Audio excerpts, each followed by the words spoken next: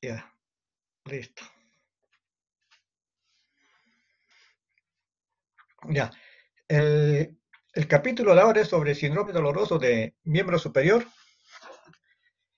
Esta clase lo he dividido en tres segmentos. El primer segmento va a ser el hombro, el segundo el codo, el último va a ser sobre el muñeca y mano. Esto es lo que de repente ustedes en el devenir de su profesión van a ver con bastante frecuencia acá las patologías así de síndrome doloroso de miembro superior. ¿Ya? Es por eso que es muy importante que atiendan esta clase, porque le va a servir en el devenir de en el internado o en el serum.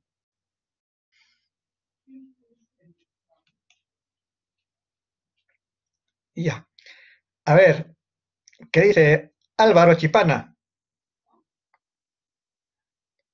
Álvaro, Ah, doctor, ¿me escucha? sí, sí, te escucho, Álvaro. A ver, dime, vamos a comenzar por el hombro. El hombro, ¿por qué está formado? ¿Qué estructuras óseas y musculares lo forman?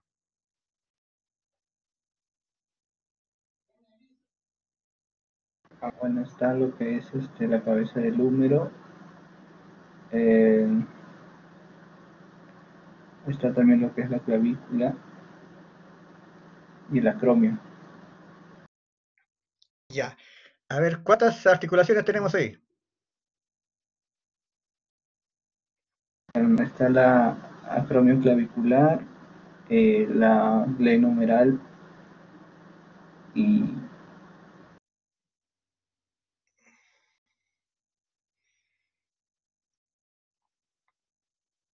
¿Qué más? me falta uno que no me acuerdo, la coracoclavicular. Ahí está ahí. Claro, eso muy bien. Y también a veces otros lo consideran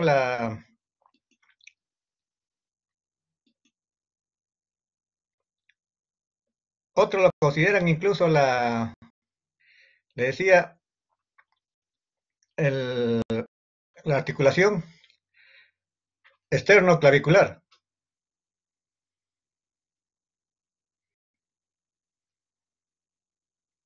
¿Ya? Miren, para ver la patología del hombro, siempre es necesario saber la anatomía. Miren acá, esta es una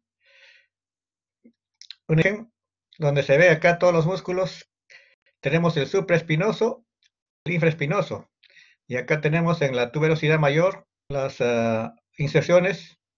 Miren acá en la parte superior, ¿quién se inserta? El supraespinoso, un poquito más abajo el infraespinoso, y en esta parte, en la parte inferior es el redondo menor.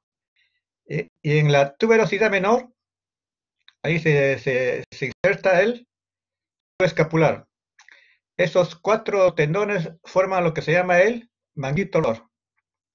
Y algunos ustedes lo consideran en parte del manguito rotador la porción larga del bíceps, bíceps braquial, que se inserta acá. ¿Ya? Es muy importante esto para que se vea la anatomía.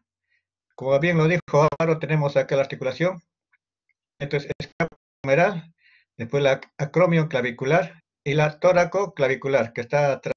¿Sí? Y otros, como bien le digo, lo consideran la articulación externo-clavicular como parte del hombro.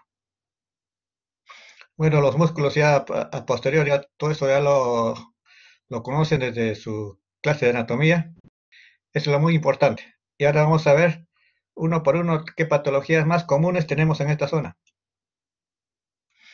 ¿Ya? El manguito rotador, hemos dicho, está formado por cuatro tendones. El supraespinoso que va por acá, el infraespinoso, si hay un supra debe haber un infra, y el redondo menor. Los tres se insertan en la tuberosidad mayor, o el troquíter. Y por la parte anterior está el subescapular, que se inserta en la tuberosidad menor. O sea, esos cuatro tendones forman esta estructura noble que es el manguito de los rotadores, que es lo que mantiene la articulación escápulo-humeral en su lugar. Y hace también que esté estable toda la articulación.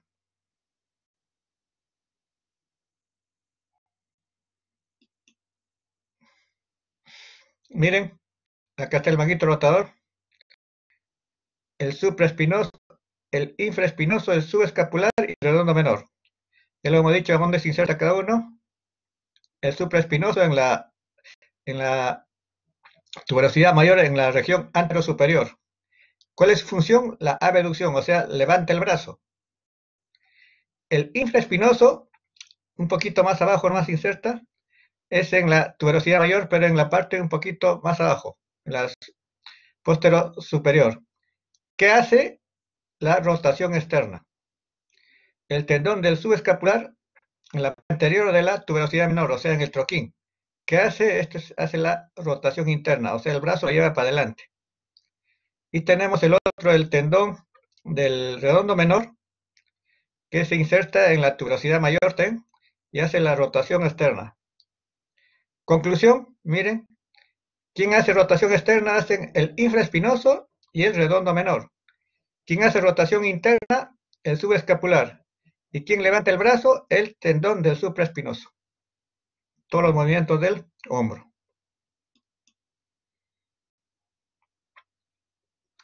Ahora vamos a hablar ya de la patología. Hombro doloroso. Hombro doloroso es un término así, abarca de infinidad de patologías de ahí del hombro.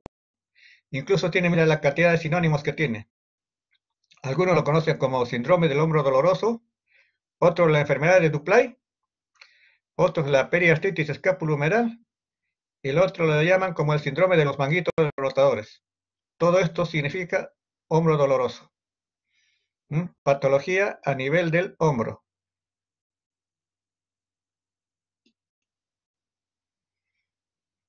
Mira, la clasificación de esta patología, según la forma clínica, tenemos patología del manguito de los rotadores, que puede haber una tendinitis de esta zona, formación de los tendones, una tendinitis cálcica, una formación de calcio a este nivel, o una ruptura del manguito de los rotadores. Ya, si bajamos un poco más, tenemos acá está el bíceps, que puede tener una tendinitis, inflamación del tendón, una rotura a nivel de los tendones. Y tenemos la bursitis, a este nivel, que puede ser aguda o crónica. Ya acá vamos a tener dos bursitis, una acá y otra acá, después vamos a ver cuál es el llama. Después tenemos la otra patología, es el hombro congelado. Como su nombre lo dice, está congelado, o sea, no puede ver el hombro, es como si estaría rígido. Vamos a ver cuáles son las causas de eso. Mira, de toda esta patología que hemos dicho, las más frecuentes son estas cuatro. La tendinitis del supraespinoso, rotura del manguito rotador, síndrome bicipital y el hombro congelado. En la etiología para estas patologías, la etiología de esta patología generalmente cuando son jóvenes es traumática. Por ejemplo, este es un jugador de fútbol americano que se cae, pone el apoyo al hombro y ahí puede haber una de estas lesiones. O también el otro, el pitcher, ¿no? El que juega béisbol, hace un mal movimiento y calentar de repente, puede tener una lesión a este nivel.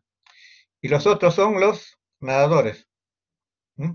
Hacen un movimiento brusco en el calentamiento así o en la natación y siempre tienen patología a nivel del hombro.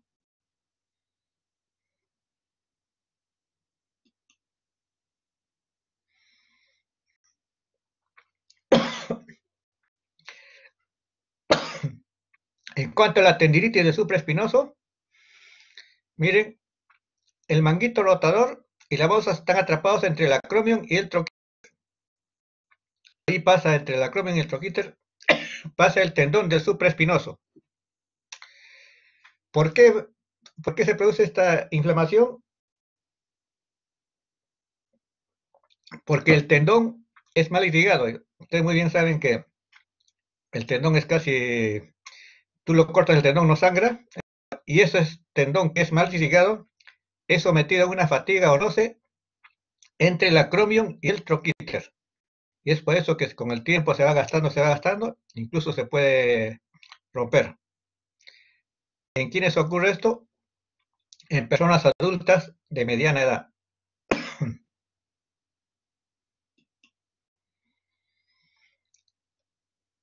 el examen clínico tenemos la prueba de NIR, la prueba de Hacking y la prueba de Ho. El síntoma principal es abducción, o sea, levantas el brazo más de 60 grados y ya comienza el dolor en el hombro. Ese es el síntoma principal. ¿En qué consiste la prueba de NIR? Mire, acá está el paciente, el médico, con la mano derecha, o sea, estabilizas la escápula, por acá atrás, que no se estaba en esta diapositiva. Y con la mano izquierda haces que el brazo pasivamente. Y el dolor comienza a este nivel, cuando el brazo está en 90 grados. O sea, cuando haces la flexión anterior del antebrazo, comienza el dolor en el hombro. Esa es la prueba de NIR, o otros le dicen prueba del impacto, porque choca la tuberosidad en el acromio.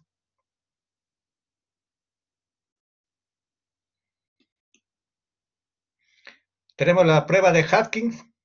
¿En qué consiste? Miren, el paciente le pones el brazo en 90 grados, en posición de pronación, y después comienzas a elevar el brazo.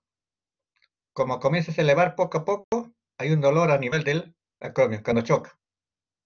Ese es positivo, la prueba de Hacking.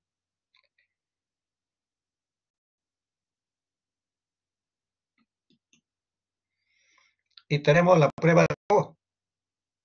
Miren, paciente, los brazos en extensión y en supinación, o sea, no, en pronación, con la palma de la mano para abajo, y el médico hace contrarresistencia, y la paciente que trate de levantar.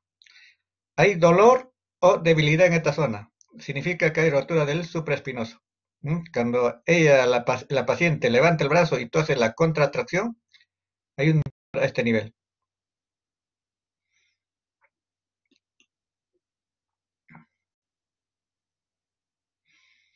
El diagnóstico, por ejemplo, a ver qué la señorita Andrea Cuadros. ¿Está? Andrea,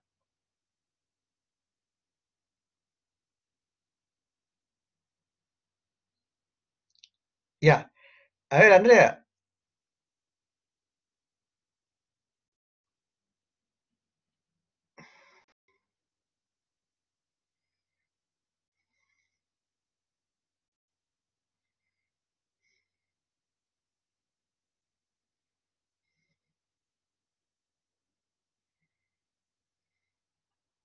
Andrea, ¿está o no?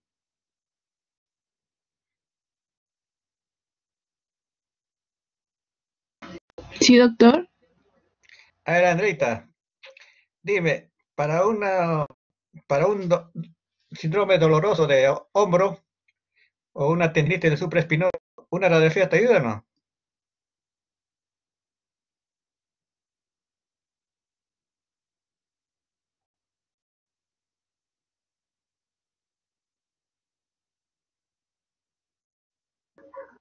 Mm,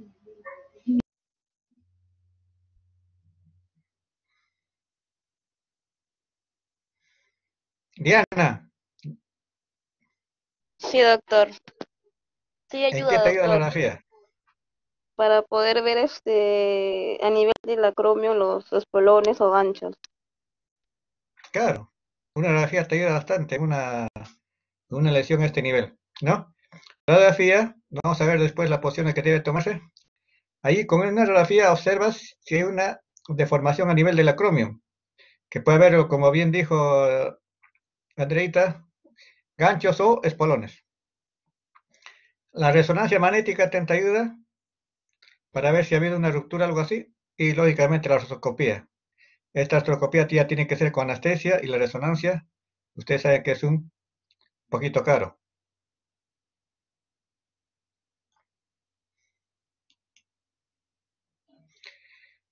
Siempre también en esta patología de hombro, hay que descartar lesiones a nivel de la columna cervical. O al revés, a veces hay lesiones el paciente refiere que le duele el cuello y la patología está en el hombro. Es por eso que siempre hay que hacer el diagnóstico diferencial con unas patologías de columna cervical.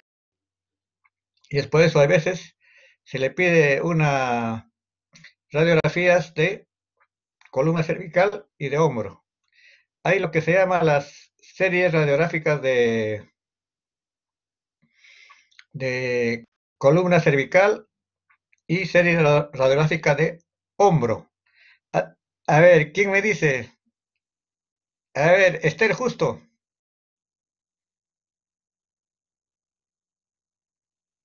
Esther,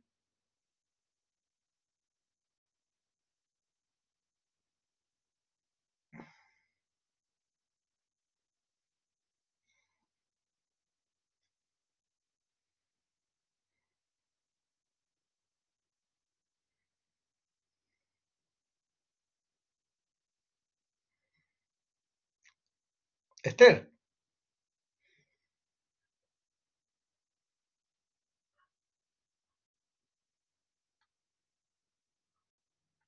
Genaro Lozano,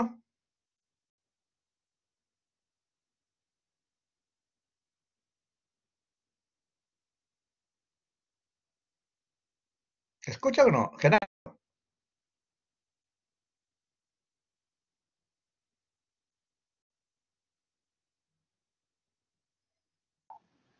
Doctor, buenas tardes. ¿qué tal, hijita? A ver, dime, ¿cuáles son las incidencias radiográficas de la columna cervical? Mm,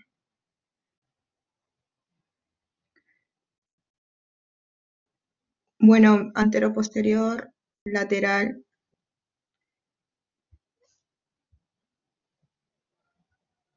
¿Qué más? y odontoidea. Claro, esas son la serie radiográfica es esa. Una es anteroposterior, la otra es lateral y la odontoidea. ¿La odontoidea para qué se pide?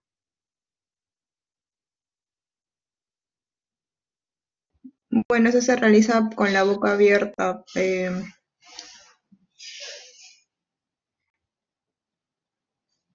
observas con eso, pues? mm, para ver la parte del atlas, el axis, en Claro, parte las del... dos primeras vértebras, con esa incidencia se ve, porque si no, no te permite ver los dientes y el maxilar inferior. Para eso es. Ujú. Y la serie radiográfica de hombro, a ver, Yanela Corina Chavari. Yanela,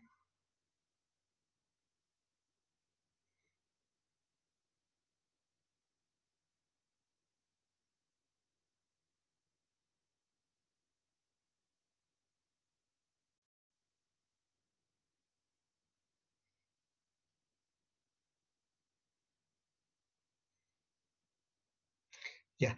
Miren, la incidencia radiográfica del hombro son tres incidencias. Una es la anteroposterior, que pones ahí el aparato va adelante y la radiografía atrás. Es el anteroposterior, o sea, disparas de adelante para atrás.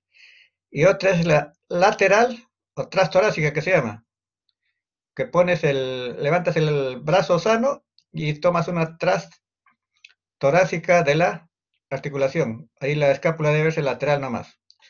Y la otra es la axilar, ¿ya? Que se toma por disparas de abajo desde la axila y la placa radiográfica pones en el hombro, encima. Esas son las tres incidencias o se llama la serie radiográfica de hombro, ya para ver diferentes tipos de patologías.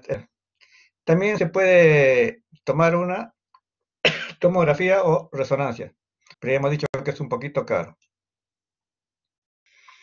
El tratamiento de esta patología conservador puede ser antiinflamatorios, fisioterapia, infiltración y modificar las actividades diarias. Hay a veces sufren esta patología gente que utiliza mucho el hombro llámense las lavadoras, los pintores, brocha gruesa, siempre sufren mucho esta enfermedad. Y cuando es ya muy rebelde el tratamiento, se puede hacer una cirugía, acromioplastía, o sea, esos cachitos que hay, extirpación, liberación de la porción distal del tendón, o sea, descompresión subacromial. Esto lo hace vía artroscopía. ¿Mm? Ahora tenemos la otra patología, es la tendinitis calcárea del supraespinoso. ¿En qué consiste esto? Son depósitos de calcio en los tendones del manguito de los rotadores, más en el supraespinoso. Como siempre, las patologías son más frecuentes en mujeres. ¿Cuál es la etiología? Se dice que hay una mudanza metabólica de los fibroblastos. Estos pasan por 3 fases. La precalcificación, cuando hay la metaplasia, se va formando los depósitos de calcio a nivel del tendón. Esa es la primera fase. La segunda fase es ya la calcificación propia a nivel del tendón. Y la tercera fase, postcalcificación, en algunos casos esa calcificación se reabsorbe. ¿Ya? ¿El cuadro clínico en qué consiste? Dolor agudo nocturno con impotencia funcional. O sea, no pueden levantar y mover el brazo. Dolor a la munición del hombro para arriba de la cabeza. El signo del arco, o sea, la prueba de NIR es positiva a los 60 grados.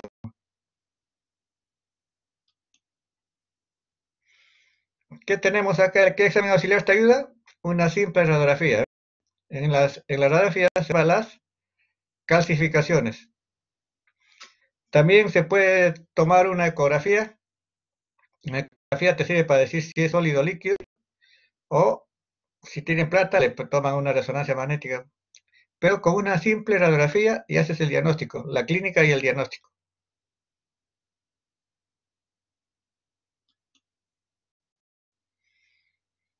Tratamiento, puede ser un tratamiento conservador nomás, antiinflamatorio no esteroideos, más analgésicos, medicina física y rehabilitación, y también se puede hacer una infiltración con anestésicos y corticoides. O también se puede aspirar con aguja gruesa, un 18 o 16. Es la calcificación, a veces puede salir, pero si ya es ya muy fastidioso de aspirar, el tratamiento ya se hace un drenaje quirúrgico, vía artroscópica.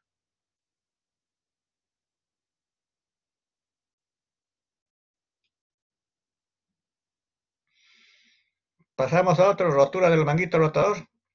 Cuadro clínico, dolor en el hombro a los movimientos de la abducción y elevación. Debilidad, crepitación y rebote, dolor nocturno y dolor a la palpación de la tuberosidad mayor. Ahí es donde se inserta el manguito, el supraespinoso. Descarte del dolor por artrosis cervical, siempre, ¿ves? El diagnóstico diferencial está con ver, de repente puede tener un problema en la cervical.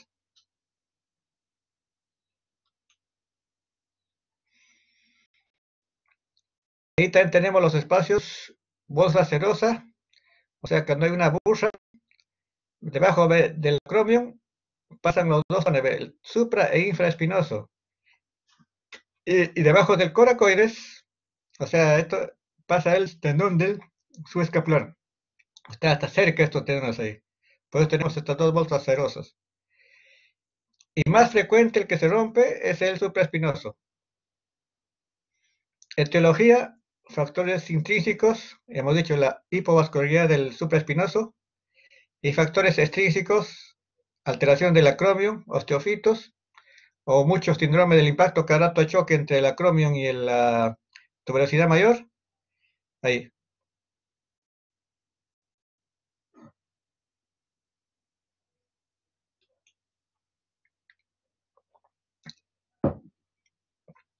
El diagnóstico, aparte de la clínica, la radiografía, puede ser una artrografía. Le pone sustancia de contraste dentro de la articulación y se observa esto. El trasvase de la sustancia de contraste.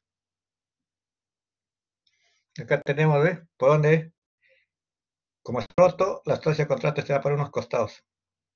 O también puede hacerle ecografía, una artroscopía, vía artroscópica, cómo se ve la ruptura del tendón.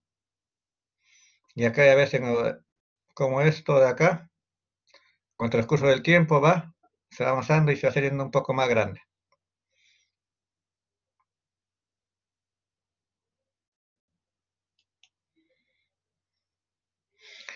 El diagnóstico diferencial con una artrosis acromioclavicular.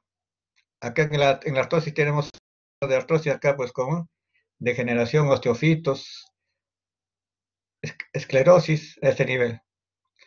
También una capsulitis adhesiva. ¿Mm? Todo está un poquito más, no está tan separado como acá. Con una tendinitis calcárea, donde se ve la calcificación. O también con una artrosis a nivel de articulación. Miren, tenemos los famosos picos del oro que están acá, cuerpos libres, y la deformación de la glenoides. Miren cómo está todo deformado. No es tan redondito como esto. Comparen esto con esto. Acá hay una artrosis en la cabeza del húmero. Acá hay una artrosis en la clavícula.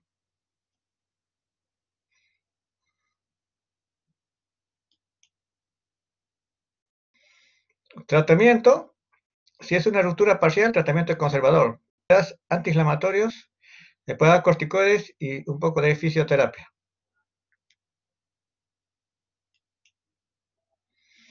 Si es una ruptura total, puede ser vía artroscópica, la cirugía, o también, si eso es así, le puede ser una sutura abierta. Se abre la articulación, ahí ves la lesión y lo reparas, lo suturas. Acá ves que está como está roto los tendones, el manguito rotador, y acá ya está ya con la reparación.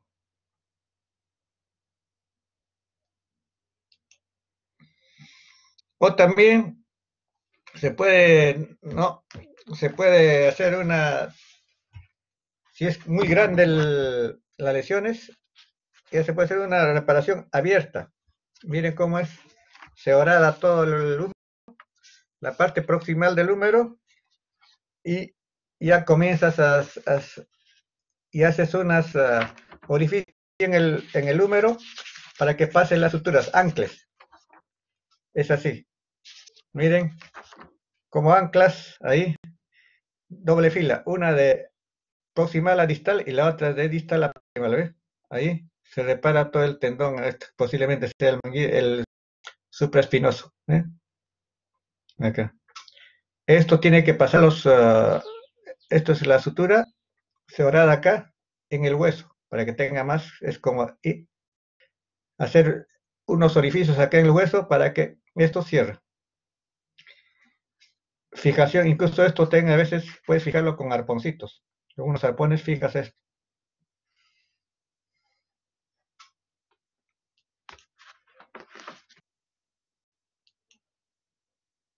O también, miren, acá está la ruptura. O puede ser la reparación ya vía artroscópica. ¿Cómo haces? Comienzas a suturar, acá están las suturas, lo de celeste. Comienza a hacer sutura, reparar vía artroscópica. Todos los puntos. Artroscopía se repara. Hay algunos pacientes, por ejemplo, como esto es una pero de repente es un desgarro grande o no pueden operarse, en ese caso se pone un implante. Implante biodegradable se utiliza como espaciador para reducir la fricción entre el acromion y la cabeza humeral. En la rotura masiva del manguito de los rotadores no tributarios de cirugía. O sea, esto se pone en vía artroscópica, se pone ahí. Es como como dice un amortiguador, una colchoneta que con el tiempo se va biodegradando y desaparece y te hace así, que no haya choque entre el acromion y la tuberosidad mayor. Eso últimamente estamos utilizando lógicamente en los pacientes no tributarios de cirugía.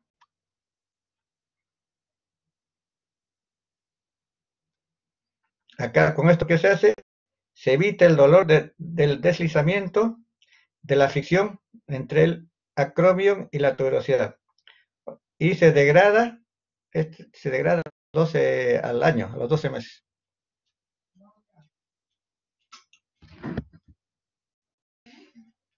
Pasamos al otro, al síndrome bicipital.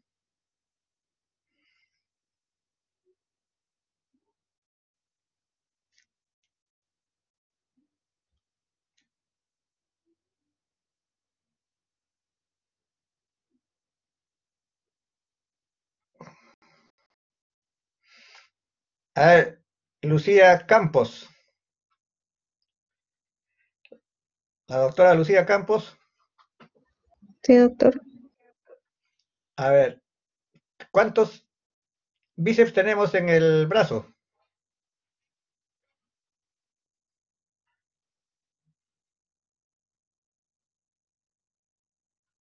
Lucía, Sí. ¿cuántos bíceps tenemos en el brazo, hijita? No, ¿cuántos telones del bíceps, mejor dicho ya? ¿Cuántos?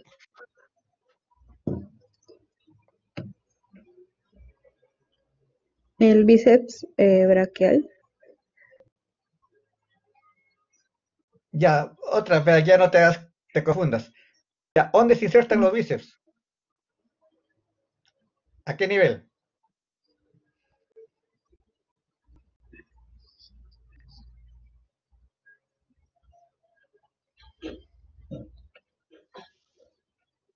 Mm, en la apófisis. ¿Qué apófisis? Coracoides. Ya, ¿cuál de ellos se inserta ahí? Tenemos dos.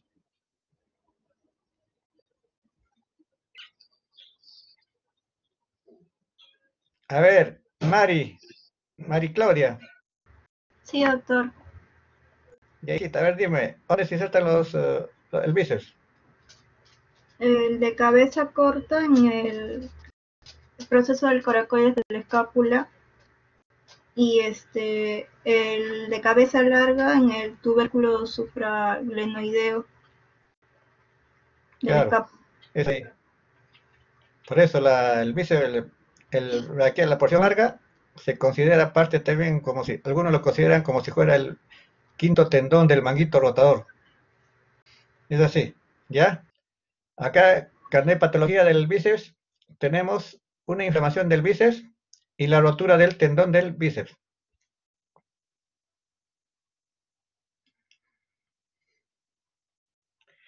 La tendinitis generalmente está asociada a la rotura del manguito rotador, porque recuerden que la polea del bíceps pasa por la región subescapular. Dolor, hay un dolor más resalte y hipersensibilidad en la región del bíceps.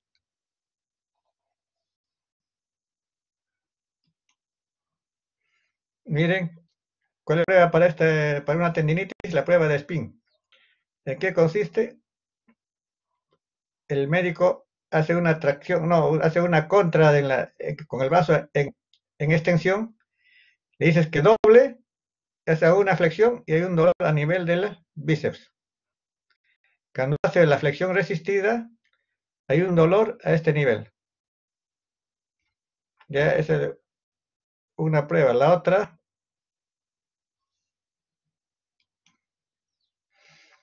es la prueba de Ear-Hansen. ¿En qué consiste? El codo en 90 grados supinado y el médico hace contracción para que el paciente haga flexión. Y en ese momento tengáis dolor a nivel del bíceps, acá en el tendón del bíceps braquial. O sea, es una prueba, una supinación resistida. Tú lo haces que resista, que no pueda, y hay un dolor acá.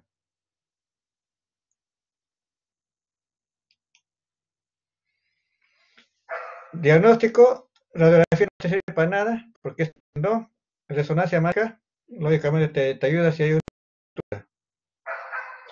tratamiento de la tendinitis, una fisioterapia, una infiltración con corticoides o tenodesis o tenotomía.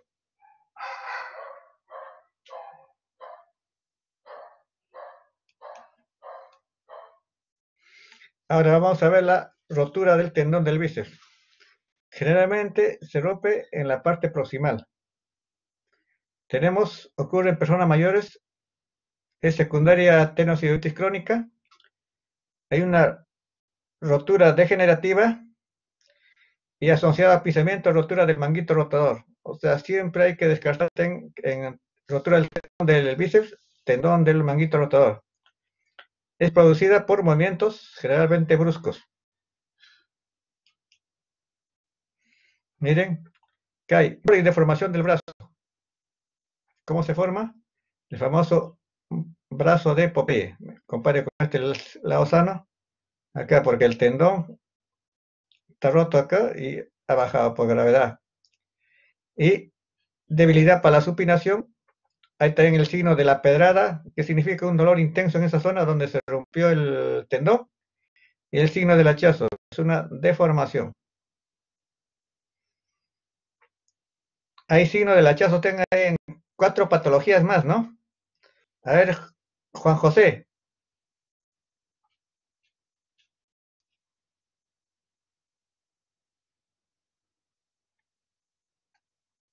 Sí, doctor.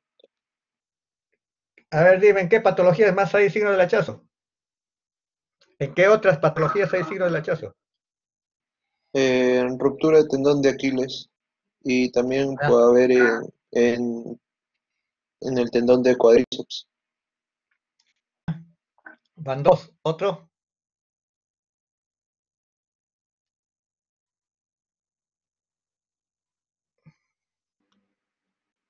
Por el momento solo esas, aparte esas dos me agregaría, doctor. Habría, tengan así, le dicen el signo del hachazo, cuando hay una fractura supracondilia de húmero. Ahí se observa eso. O sea, es así, serían 4, bíceps, Aquiles, y en el cuádriceps, en el tendón del cuádriceps, y en la fractura también supracondilia de húmero.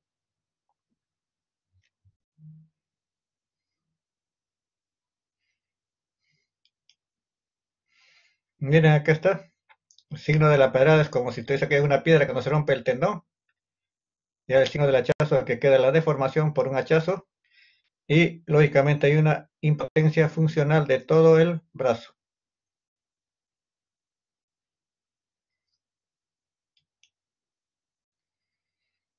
Diagnóstico, la radiografía no te ayuda porque es parte blanda. Resonancia magnética, eso sí te ayuda. Lógicamente se tiene que observar la ruptura. El tratamiento es fisioterapia, evitar la deviación de la supinación. Si son jóvenes o pacientes activos, el tratamiento tiene que ser quirúrgico, hay que reparar eso.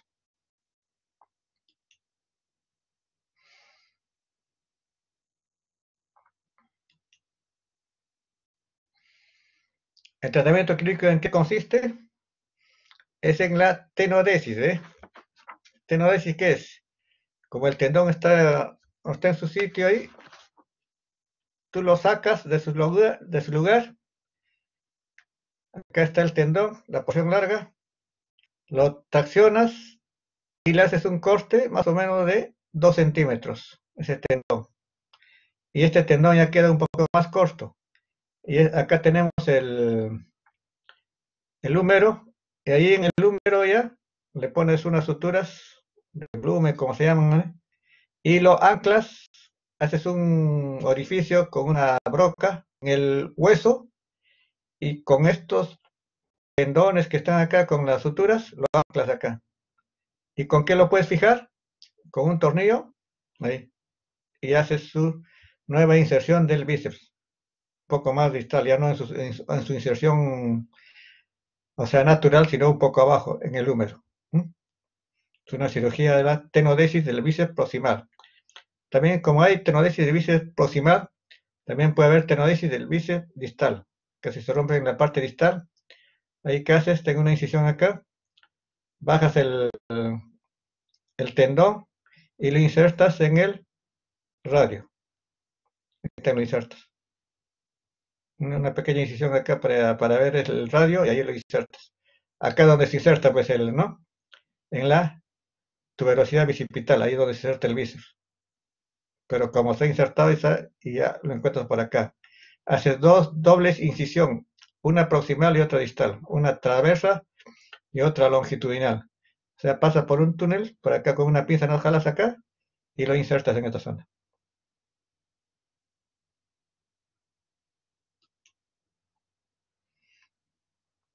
Ya. Ahora tenemos la apófisis, el hombro congelado, o también llamado capsulitis adhesiva.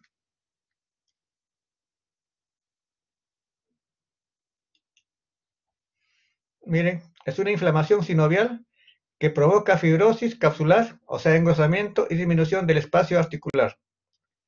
Pasa por tres estadios, uno doloroso al comienzo, después pasa por rigidez y después ya remisión, o sea, congelación. Frecuente en mujeres mayores de 50 años. Etiología, generalmente no se sabe. O secundarios, se ha visto cuando le inmovilizas demasiado, en traumatismos y en gente que tiene diabetes mellitus o enfermedades tiroideas. Hay una imposibilidad para movilizar el hombro.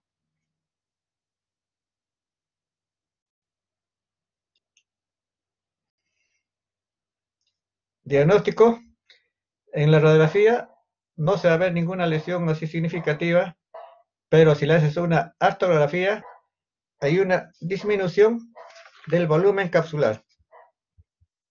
Miren, esta es una artrografía normal. ¿Cómo debe verse? Acá en este vértice, esto se llama lo que se llama, es el pliegue axilar. Y también tenemos acá la sustancia de contraste que va por la vaina del bíceps. Acá. Esto es cuando es normal. ¿Qué pasa en un hombro congelado, en una capsulitis? Mira, ¿ve? La sustancia de contraste no se ve ahí en el pliegue axilar y tampoco se observa en la vaina del bíceps. No se ve, no se observa la sustancia de contraste acá. Eso te está indicando ya que hay una disminución de la articulación y te está indicando que es un hombro congelado, una capsulitis.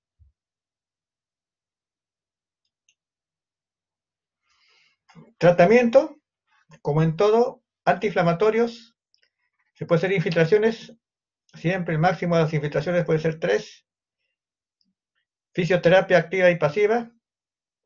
Si no le pasa con todo esto, se le puede llevar a sala de operaciones, se le anestesia y se le hace movimientos bajo anestesia. Y si con eso no pasa, ya le haces una liberación artroscópica de todas las adherencias.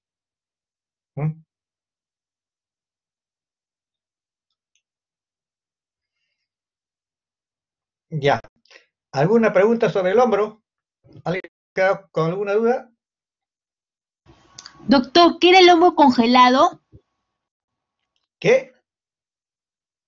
¿Qué era el hombro congelado? Ahí está, pues eso sobre la capsulitis adhesiva. Es el hombro congelado. ¿Qué tiene? Es una inflamación de la cápsula. Claro.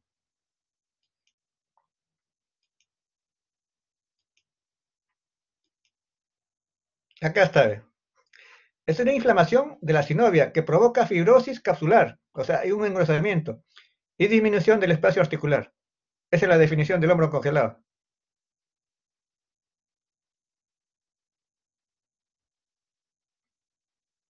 ¿Alguna otra pregunta?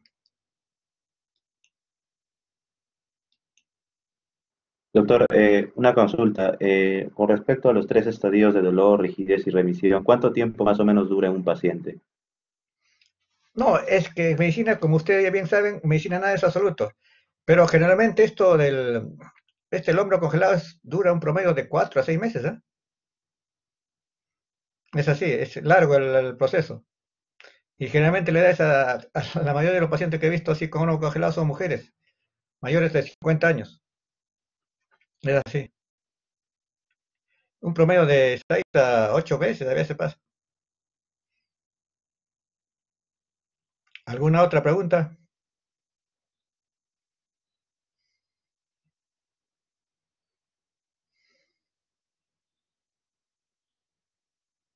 Pregunten, ¿no? ¿No hay más preguntas? Ya. Ahora pasamos a patologías del codo. Miren, en el codo tenemos infinidad de patologías, pero las más comunes son estas.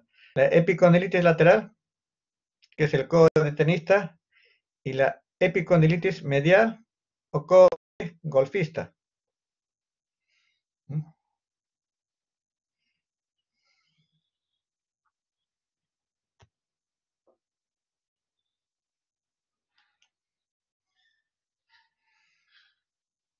¿En qué consiste la lesión del codo de tenista? Es una lesión a este nivel. ¿Por qué le dicen tenista? Porque los que juegan tenis y hacen cuando hacen el revés, ahí es donde se le produce la inflamación. Mala técnica al rebatir la bola al revés. O sea, es una inflamación de esta zona. ¿Qué músculos se insertan ahí? ¿Flexores o extensores? Ahí están los músculos extensores. El extensor del radio, el corto y el largo, y los extensores comunes de los dedos. Todos los extensores se insertan en esa zona. Y hay la clínica que es dolor a la palpación a nivel del epicóndilo lateral.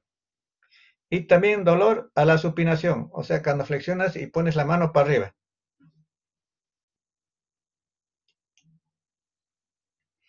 ¿Mire? Es parte externa, dolor a la palpación, dolor selectivo en el epicóndilo.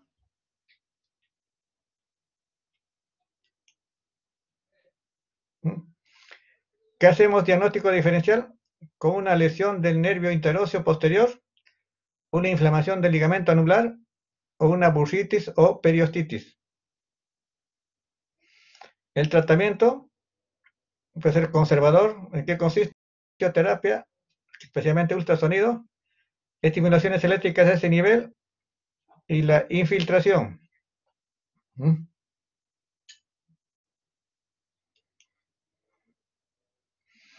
Y si es el tratamiento de rebelde, posiblemente hay una fibrosis a ese nivel, se hace una liberación quirúrgica, miren acá, con un abordaje lateral, ahí, y comienzas a extirpar toda la fibrosis de ese nivel. Liberación del epicóndilo lateral.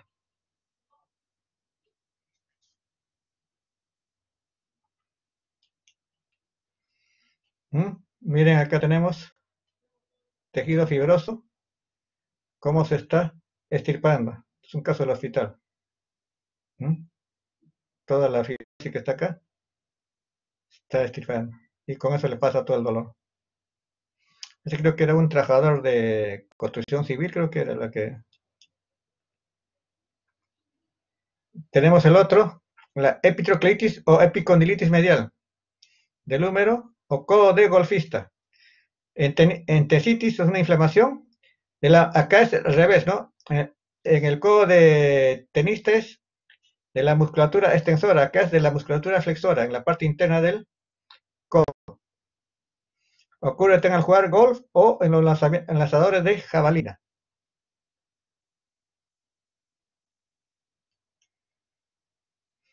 Que hay igualito el tratamiento, hay dolor exquisito a nivel de la epitróclea, igual que el otro, ¿no? Acá cambia el dolor, es a la pronación. ¿Tratamiento en qué consiste? Igualito que el epicóndilo, ¿no? AINES, reposo, infiltración y raro de cirugía, pero si no pasa con esto, hay que hacer una liberación quirúrgica. Complicaciones, como bien saben, por esta zona pasa el nervio cubital y hay que tener mucho cuidado con ese nervio cuando operas, porque te puede producir el síndrome epitrócleo-lecraniano o una lesión del nervio cubital. Acá cuando le infiltras hay que tener mucho cuidado. Como han visto ustedes, todos los libros generalmente dicen tratamiento para todo este tipo de dolores del hombro y del codo, antiinflamatorios analgésicos, medicina física, rehabilitación y siempre hacen infiltración. Por si acaso, en el Perú hay mucha gente, eso es la ignorancia de algunos, tengo incluso colegas, que le tienen miedo a la infiltración. La infiltración es parte del arsenal de tratamiento del médico.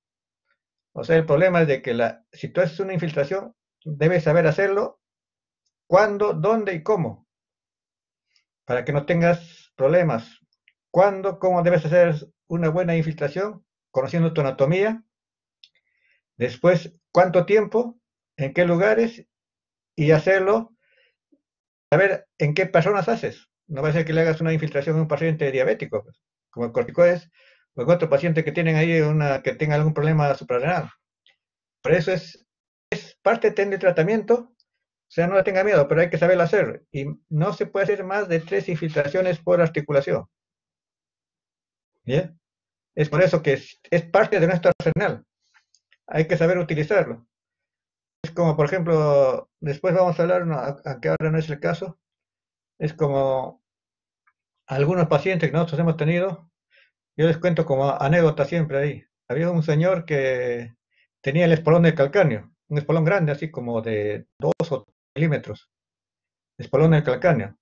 Ese paciente había hecho todo, antiinflamatorio, reposo, había hecho medicina física y rehabilitación, le habían puesto incluso una talonera con su orificio ahí para descargar todo.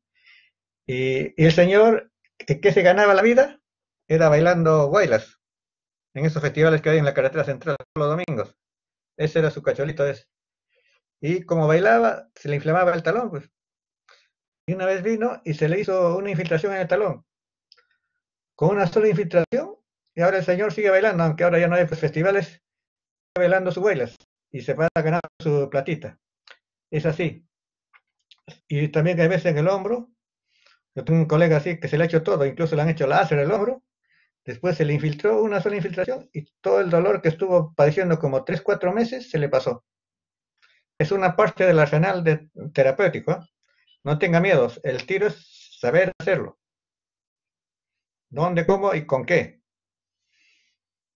Yo tengo visto a alguien, así gente que no sabe infiltrar, por un dolor de rodilla le habían infiltrado delante de la rótula. Y lógicamente ahí ha habido una celulitis, porque hay que saber infiltrar en qué zonas, por eso digo, y también la dosis adecuada. ¿Ya? Si el tratamiento ya es un poquito ya rebelde, le puede hacer una liberación quirúrgica.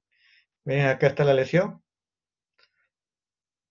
Ingresas ahí, estirpas lo que estaba todo fibrosado y después ya reparas la lesión. Sutura nomás y sutura de piel. Lógicamente que acá hay que tener cuidado siempre con él. Acá le decimos nosotros el enemigo. El nervio cubital, que está acá. El nervio hay que tratar de liberarlo y observarlo para no lesionar.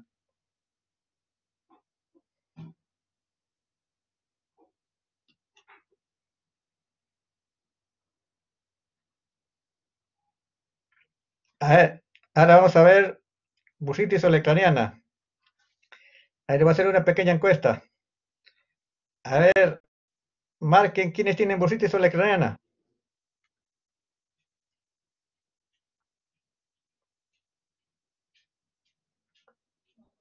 O pongan nomás ahí su... A ver, ¿quiénes tienen? A ver, voy a decirme. Yulisa, dime sí o no. Kelly, No, doctor. Isma Menú.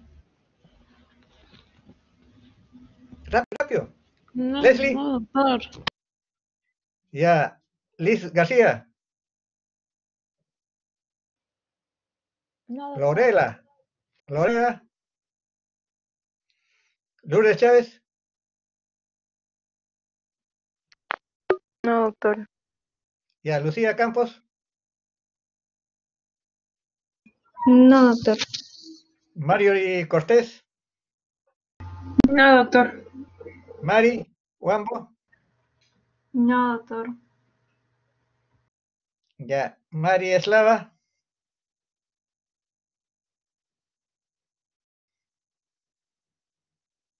Marcó, pero se ha ido. Ya. Maciel Leiva. No, doctor. No, doctor. Miriam Hinojosa. Tampoco, doctor. Ya, con esto me están demostrando que ninguno de ustedes estudia. ¿Por qué? Esta bursitis olecraniana o olecranitis le dicen a veces enfermedad del estudioso. ¿Por qué? Cuando uno estudia, generalmente el codo lo pone no en el pupitre y se le inflama. ¿Mm? Por eso ocurre esto, ¿eh? ¿Qué te produce? Es una inflamación de origen traumático. Generalmente, ¿en quiénes ocurre? En los estudiosos, porque el codito siempre está acá, al momento que tú estudias, lees ahí. ¿Qué te produce esto? Aumento de volumen, una inflamación a nivel de la parte distal del codo, pues, encima del olecrano. Y que algunos hay signos de flogosis, dolor, rubor y calor. Tratamiento, puede darle antiinflamatorios, que generalmente no mejora.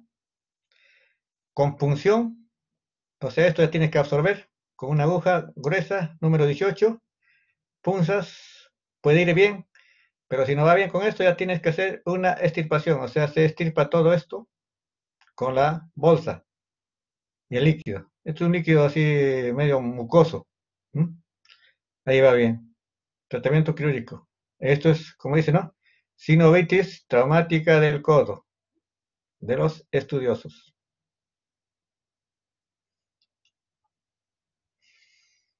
Ahora tenemos el síndrome del túnel cubital. ¿Por qué ocurre esto? Porque hay compresión de nervio cubital a este nivel por las cabezas de los músculos del cubital anterior. En el espacio, ¿qué espacio es? Trocleo olecraniano.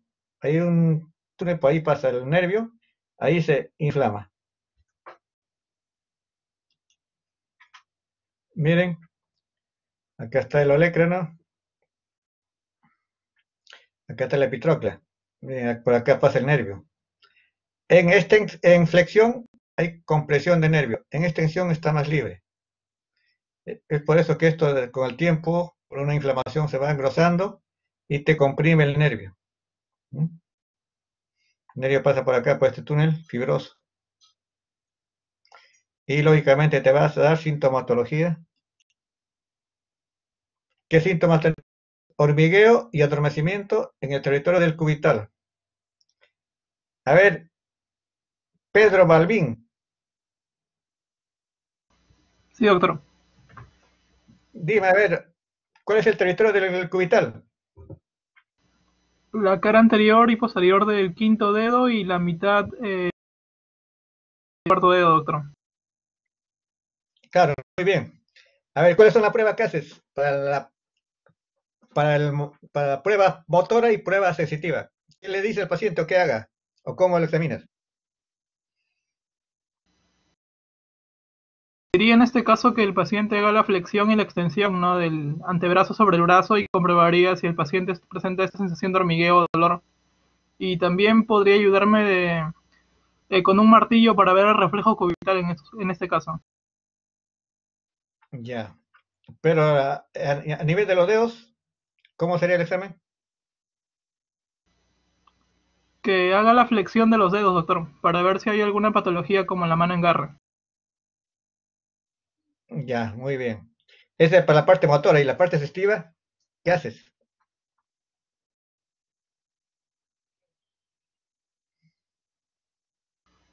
Buscarle tal vez sensibilidad con algún objeto como una pluma o que el Claro, pues, paciente es me así. discrimine la sensación. Muy bien, Pedro, te felicito. Parece que sabes bien. ¿Ya? Eso como dijo Pedro, hay que siempre ver ahí, el examen clínico, ustedes deben saber siempre de los tres nervios, del cubital, del mediano y del radial. En este caso, el examen clínico, para ver cómo está esto, es a nivel ya de los dedos.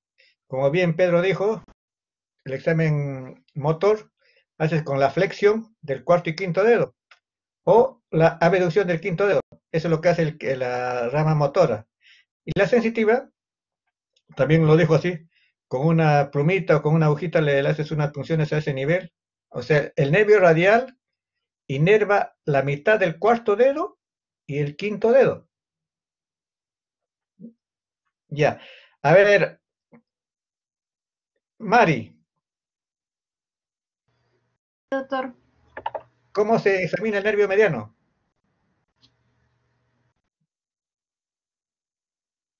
Con los dedos. la flexión de los dedos, doctor, Sí. para ver si puede flexionar y si está lesionado, lo característico es el signo del predicador en este caso. Mediano, predicador.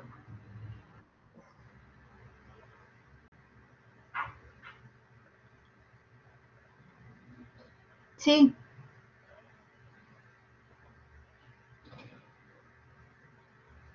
A ver, ¿qué dice Juan José?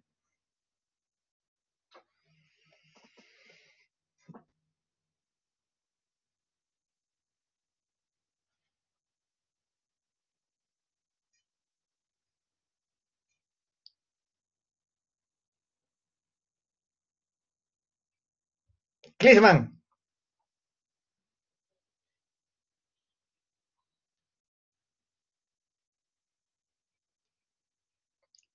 Clisman.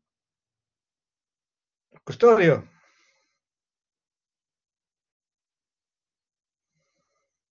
Doctor, Ya, ¿cómo se viene ese mediano?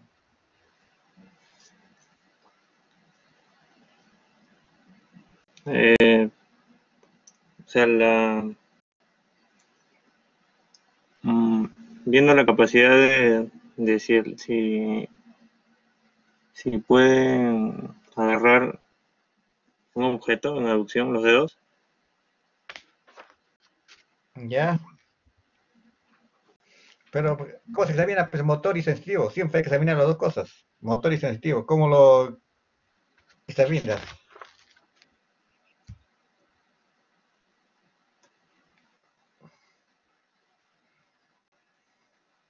Lean eso. A ver, alguien dijo el Señor Jesucristo que dijo, no le den pescado, ¿no? Sino enseñar a pescar. ¿Mm? Eso es, lean cómo se examinan los nervios mediano, cubital y radial a nivel de la muñeca. Aunque ya del mediano vamos a hacerlo más tarde cuando hagamos el síndrome del túnel del carpo. Pero siempre es necesario que sepan para que no esté clarito el examen de los tres nervios a nivel de la mano. ¿Ya? Como dice acá, los síntomas: hormigueo, adormecimiento del territorio del cubital, dolor en el codo, examen, disminución de la fuerza de presión, atrofia de los intrínsecos, tiene más flexión dolorosa en el codo. ¿Mm?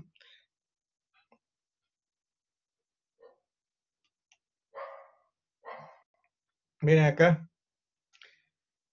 Tú te puedes, eso es lo que a veces uno ¿no? Inconscientemente se golpea el codo y te pasa una corriente eléctrica, ese es por el nervio cubital, ¿no? Estás ahí buen tiempo ahí en el sofá, en el sillón, y se te adormece la zona, ¿no? Adormecimiento de todo el quinto dedo y la mitad del cuarto, ¿no?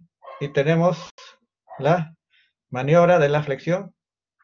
Cuando haces la flexión, te aparece la sintomatología, o sea, entumecimiento en la zona del cubital. O haces el tínel, ¿no? Ya saben, hay dos tínel cubital y el tínel para el mediano.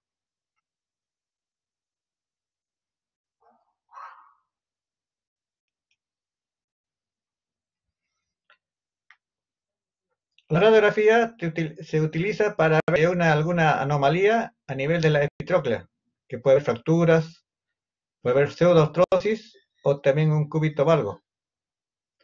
El tratamiento, como siempre, reposo, modificar las actividades, y si no pasa con eso, ¿qué se hace? Tratamiento quirúrgico. Transposición de nervio cubital, o sea, pone en otra posición a nivel de submuscular y subcutáneo. para que ya no esté ahí dentro del canal. Miren, acá está la operación. Normalmente el cubital viene por acá. Por ahí, acá está el canal olecrano.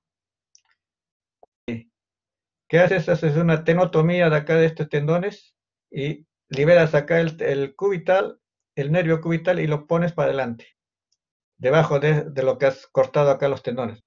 Después ya lo pones ahí y reparas hacia los tendones que has suturado y lo comprimes. Ya no va a pasar por este túnel que está haciendo una lesión a nivel del cúbito. Miren acá la pieza operatoria. Síndrome del túnel del carpo. ¿Cómo se da? ¿Cómo se observa? Todo aplanado en esa zona. Un poco aplanado y estrecho en la zona. ¿eh?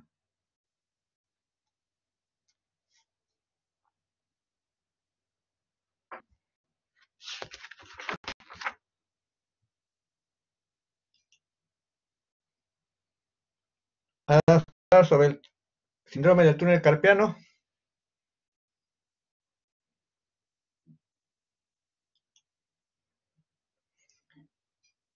Miren, a ver, un voluntario o voluntaria. ¿Quién levanta la mano? ¿Quién? Ale nomás. ¿Qué es el síndrome del túnel carpo?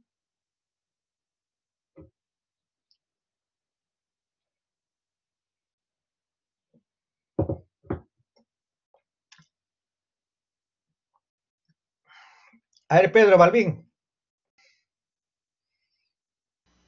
Sí, doctor. El síndrome de túnel del carpo es una compresión del nervio mediano. Justamente pasaje de todos los tendones de los músculos flexores, doctor. El de muñeca, ¿no? Claro. Miren, esa es la compresión, pues sí, por eso hay sintomatología. La etiología, a veces idiopática no se conoce, y si es conocida, hay específicas como puede ser la tuberculosis y la artritis reumatoidea, el hipotiroidismo y el diabetes mellitus. Específicas, acá hay tumores a ese nivel, gangliones, lipomas, o también puede haber post-fractura de coles o luxación del semilunar. Y si también a esto le agregas los factores ocupacionales, secretarias, trabajadores manuales, todo lo que trabajan con la mano, a veces siempre tienen este problema del túnel de carpo. ¿Ya? Miren las estructuras del túnel de carpo. Acá tenemos, como el túnel tiene su base, todo túnel, la parte superior, la parte interna y la parte externa.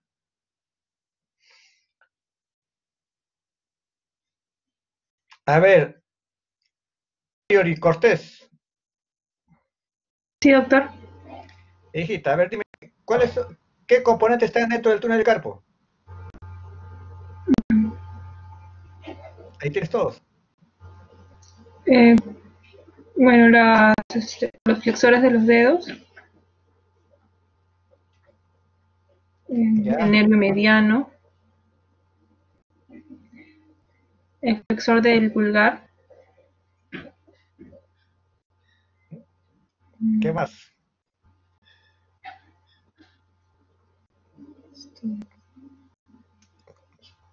Así hablando de estructuras, ¿cuántas son?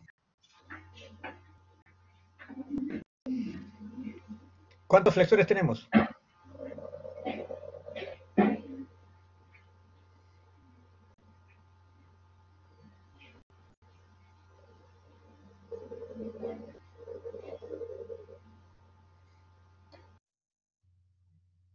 Mariori. A ver, entonces, que la ayude Mari Eslava, ayúdale. ¿Cuántos tendones flexores tenemos?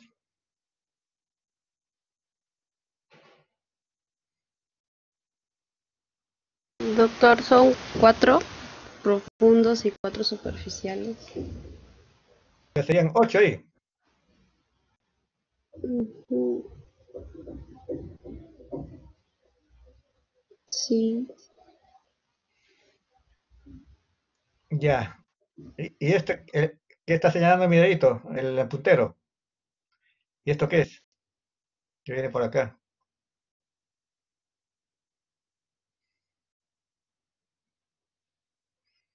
¿De pulgar? De Mira, ¿hasta dónde va? Pues mira, fíjate ahí. Ahí está la imagen clarita. el flexor largo del pulgar. Claro, ese es así.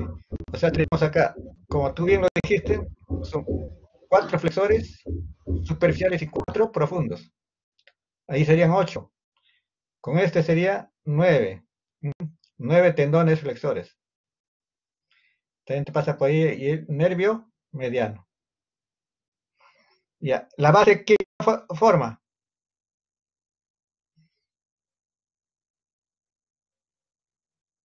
O el piso del tendón. ¿Quién lo forma? Los huesos del carpo.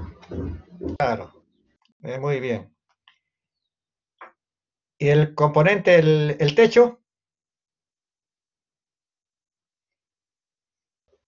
El ligamento transverso del carpo. Muy bien.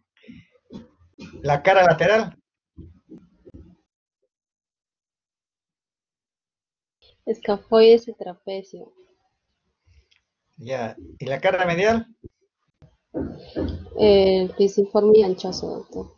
Ya está listo. Perfecto, chica. Ya, ahí están todos los componentes del túnel del carpo.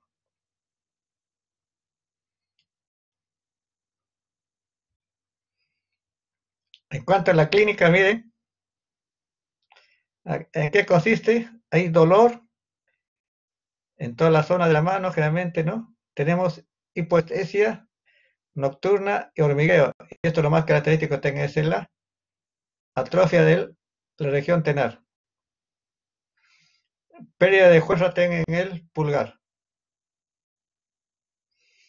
Signos, ¿qué signos tenemos acá? Miren, el de Fallen. Algunos Fallen se escribe así, otros con una sola L.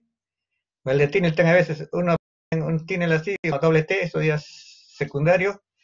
Pero miren el examen. Fallen, un minuto ahí pones y debe haber adormecimiento. Después Tinel, compresión allá, haces golpecitos a nivel donde está el nervio mediano. Y tiene que haber, o sea, calambres en los dedos inervados por el mediano. El mediano inerva, ¿eh? El primero, el segundo y el tercero, y la mitad del cuarto. Y la prueba de Durkheim, cuando se hace con las 2 manos, esta es la más sensible de las 3, miren, ahí, comprimes. ¿Mm? Eso es el examen clínico. Y se confirma el examen clínico con una electromiografía. El diagnóstico es, como en toda en traumatología, primero es el examen clínico y confirmas tu examen clínico, el diagnóstico de tu examen clínico confirmas con la electromiografía. Tratamiento de infiltraciones con corticoides y tratamiento ya definitivo es liberación del tendón, descompresión. Es tratamiento de cirugía. Acá descomprimes el tendón.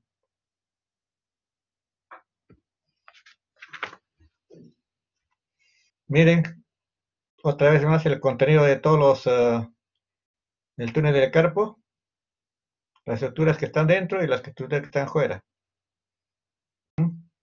Fíjense bien, por dónde pasa el nervio cubital, por dónde pasa el nervio mediano, por dónde pasa la arteria radial y por dónde pasa la arteria cubital.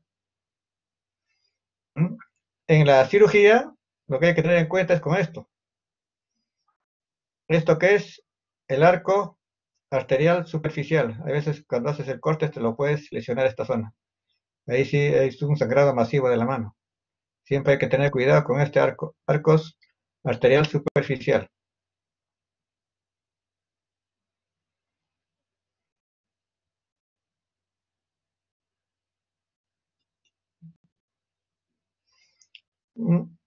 ¿Cómo se hace la operación? Si quieres puedes hacerlo con anestesia local nomás o con bloqueo en la axila. Para hacer esta es la convencional, una incisión de más o menos 3 a 4 centímetros. ¿Mm? Una incisión, ahí ya estás, cortas la piel, tejido celular subcutáneo, y acá encuentras ya la fascia. Cortado todos los componentes, esto es el retináculo. Tienes que cortar todos los componentes, son 3 componentes. Acá ya comienza a emerger mediano. Acá está. Tienes que seccionar todo esto, ya aparece el nervio mediano. Lógicamente, como lo dije antes, por acá hay que tener mucho cuidado con el arco.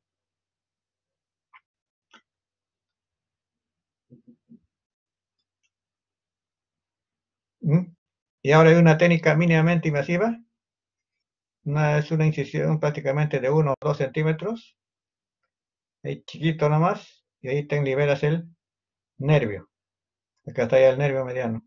Miren, nervio mediano que aparece y le pones 3 puntitos a tu vendaje postoperatorio. Acá en esta zona siempre hay que cortar los 3 componentes del retináculo flexor. Acá. Mire, ve, tenemos los 3 componentes del retináculo. A veces no solamente hay que la fascia palmar, ¿no? Sino que hay 3 componentes. Uno es la fascia profunda, que viene de acá del antebrazo, que está acá, hasta acá llega. Esa es la fascia profunda del antebrazo. Eso hay que seccionar. Después hay que seccionar el ligamento transverso, que está acá. El ligamento transverso. Y después, al final, tiene que seccionar acá tenemos los 2 músculos, ¿ve? El tenar y el hipotenar. Y estos tienen sus tendones ahí. La aponeurosis de los tendones de la región tenar y la hipotenar. Son esas tres estructuras que hay que seccionar.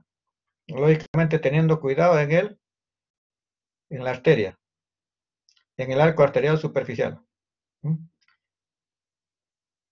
Todos estos 3 componentes que he dicho forman el retináculo flexor, que está, repito, por la fascia profunda distal del antebrazo, que está acá, de todos los músculos del antebrazo.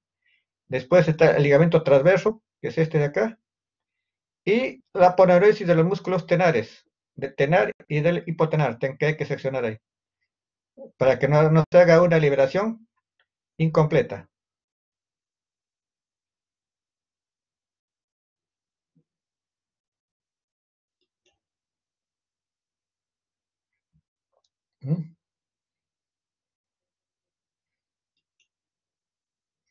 Ya tenemos ahí.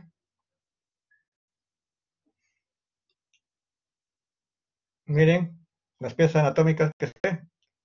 Cómo está el ligamento anular que comprime por acá y te hace un pseudo neuroma. Ya está seccionado todo, igualito acá.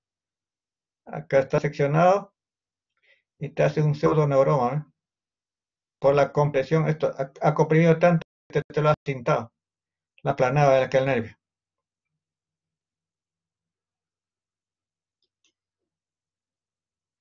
También se puede hacer relación endoscópica. Miren, esto es lógicamente tiene que ser con anestesia y siempre hay que tener cuidado con el arco.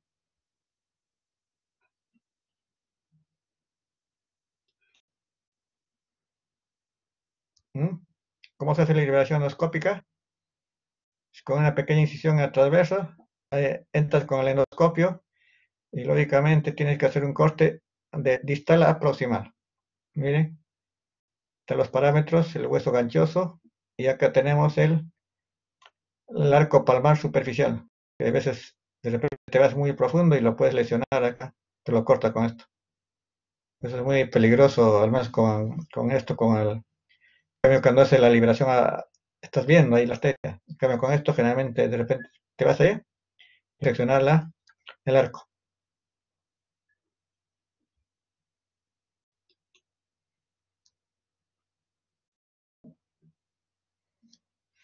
Miren, todos los tipos se tiene que tener tipos de bisturí, miren, retrógrado. Uno es así, solamente cambias esto por uno más corto, bisturí triangular, y después cambias por otro, que bisturí retrógrado para no lesionar mucho, miren, Cambio, con esto puede lesionar la arteria, con este bisturí, con este de acá, con este bisturí, ¿ve? Puede lesionar la arteria. Cambio, con este no. Y ese es el corte de distal a proximal.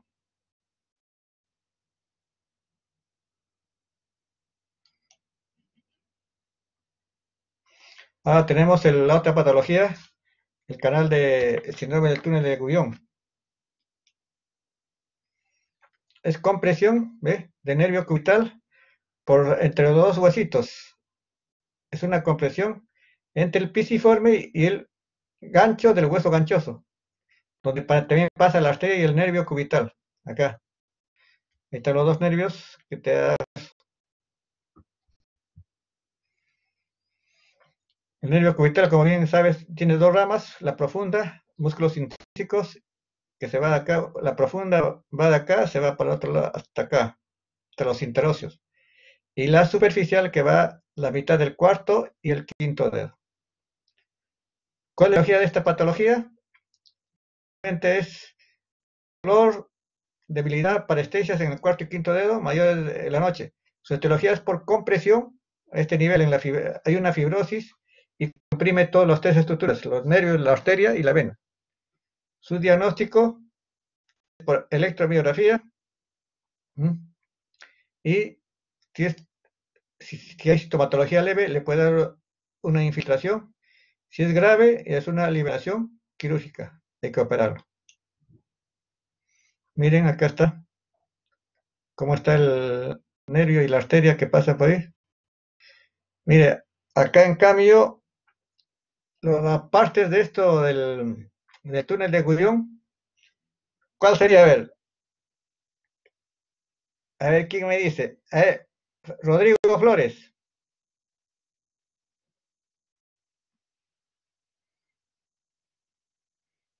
Rodrigo Flores.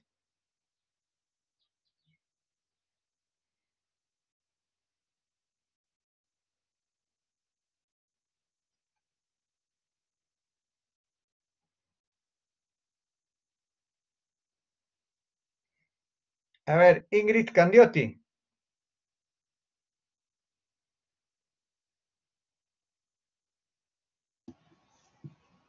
Ingrid. Sí, doctor. Hola, hijita, buenas tardes. Dime, ¿cuál es el piso del canal de Guión? Así como el canal del túnel del Carpo tiene su piso. ¿Cuál sería? Acá está la figura.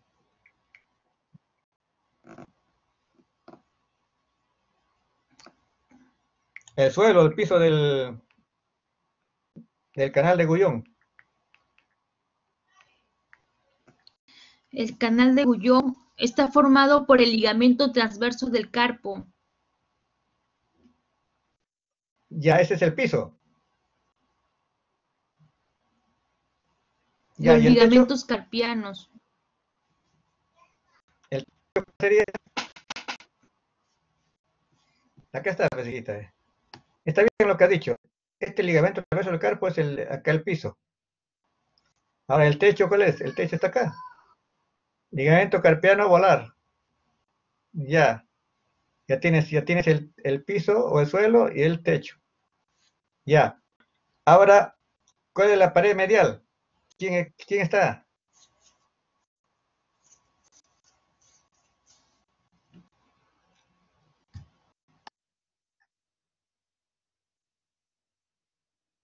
¿Por qué hueso está formado el canal? La pared medial es esto de acá. ¿Quién lo forma? El pisiforme. Pisiforme. Y la pared lateral, en este caso está ya el gancho del ganchoso. Esos son los componentes del canal. Ya sabes, el suelo, el piso, el techo, el canal medial y el lateral. Miren acá más grande cómo pasa. Este es el canal de Guión. Este es el pisiforme. Ahí está.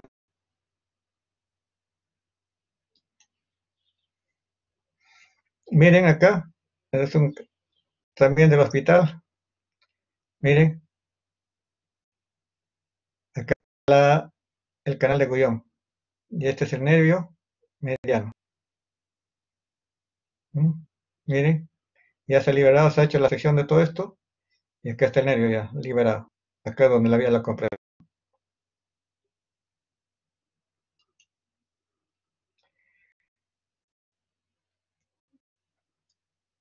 A ver, Yamila Camacho.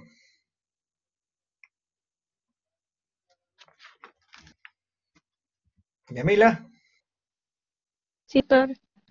hola, hijita. Dime, ¿qué es el síndrome de, no, la tenosinovitis de Kerbein?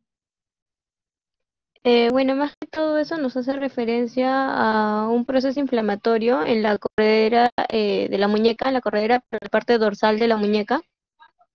Ya. ¿Qué corredera, pues? La corredera dorsal de la muñeca, por donde pasa el extensor corto del pulgar y el abductor largo. Claro, es la primera corredera, tiene que ser. Pues. ¿Cuántas correderas tenemos?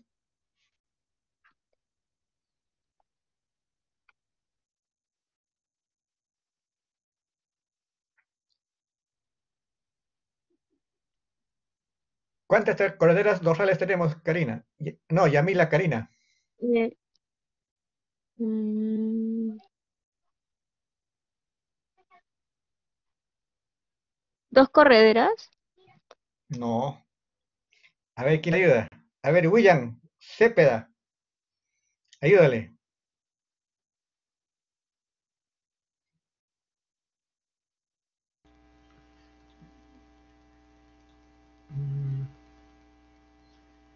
William, te escucho. No recuerdo, doctor, esa parte de la anatomía. Ya. Después, Rodrigo Flores.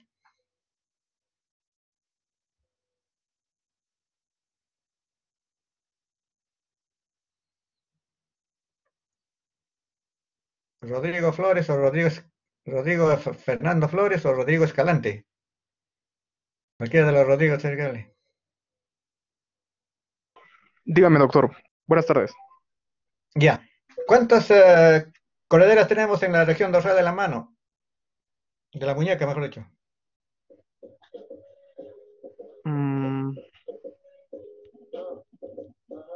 Bajen el volumen a eso, por favor. ¿Dónde se han ido todos? Un segundo, doctor, por favor. Ya.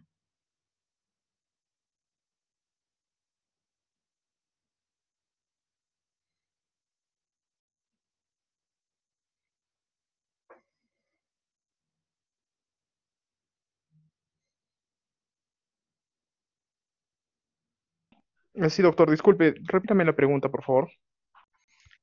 La pregunta es sencilla. ¿Cuántas correderas dorsales tenemos a nivel de la muñeca?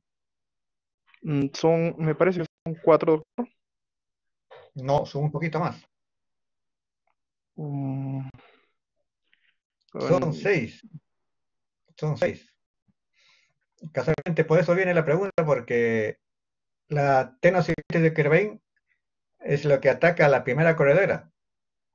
Por eso es lo que ustedes deben saber cuáles son las otras correderas.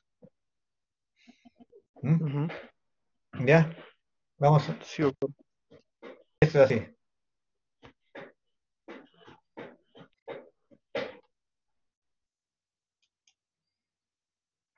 Mira, acá está. Es un proceso inflamatorio de la vena central de la primera corredera dorsal de la muñeca. Acá está la primera corredera. ¿Quién lo forma? El abductor largo y el extensor corto del pulgar. Los dos son del pulgar. Y también ahí tenemos el retináculo que está a nivel de la apófisis estiloide del radio. Esta, la primera corredera, forma una parte de la tabaquera anatómica. El otro borde lo forma el extensor largo del pulgar. Y es allí donde también, por ejemplo, como les decía a los chicos de mi grupo, es ahí donde se hace la infiltración para el nervio radial, porque ahí dentro de la tabaquera pasa el nervio radial y la arteria radial. Pues hay que tener cuidado ahí, ¿ya? Y ahí, punto de referencia para hacer un bloqueo para el dedo pulgar.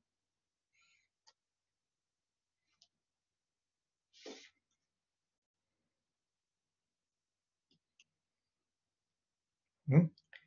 ¿Cuáles son los momentos? Mira, es un dolor a nivel de la apófisis estiloide del radio. Y si hace un movimiento, te lo duele y a veces hasta crepita. ¿En quiénes es esto? En las lavanderas, las peluqueras, las panaderas, las que son modistas y las puérperas.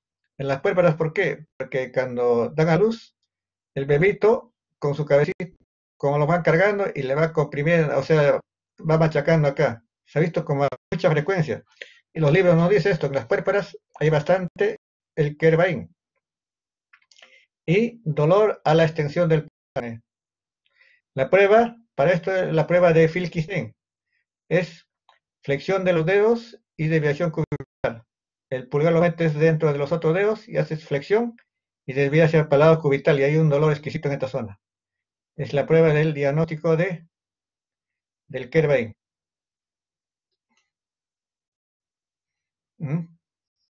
Acá tenemos tratamiento. Si es leve, se puede inmovilizar un yeso, una celulita, AINES o infiltración. En los casos graves, ya liberación quirúrgica de la corredera. Hay que liberar.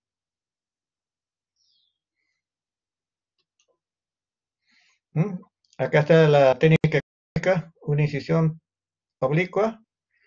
Y acá están las correderas. Esto tienes que liberar. Liberas las correderas y con eso le va a pasar el dolor. Y después ya lo cierras. Eso se puede hacer con anestesia local nomás.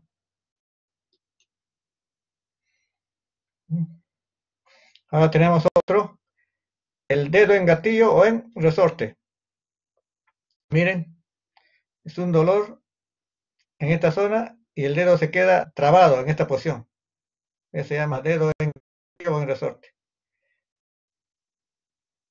¿Quién me dice por qué se produce el dedo en gatillo? Hay uno de mi grupo que me está preguntando ayer.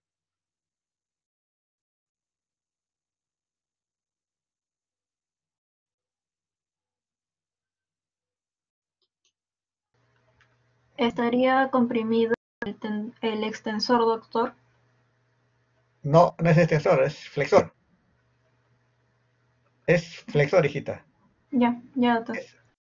Es la compresión acá, pues hay entre el flexor, este es el flexor, el extensor va por encima, en la vaina. O sea, esto se engruesa y no deja que pase el tendón. Y por eso es lo que se traba el dedo. Mira, es engrosamiento inflamatorio de la vaina fibrosa. Esta es la polea 1 de los tendones flexores con dilatación nodular.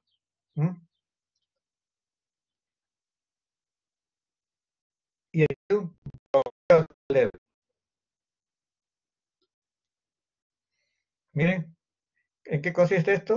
Este es el nudito. Discrepancia de tamaño entre los tendones flexores que acá están y la polea. Esta polea en reflexión en la primera falange, en la polea A1, como decían antes. Este nódulo impide el desplazamiento del tendón dentro de la polea. Hace que no, si pasa, se pasa con dolor. ¿Ya? Y el dedo queda trabado en flexión. Hay un dolor y un chasquido audible acá en esta zona. Acá, ¿no? El tratamiento, al comienzo le puedes hacer una infiltración. Y después ya, si no pasa con eso, el tratamiento definitivo es una cirugía. Con anestesia local nomás ten. Es un corte transverso. Y este tendón que está ahí, liberas todo esto.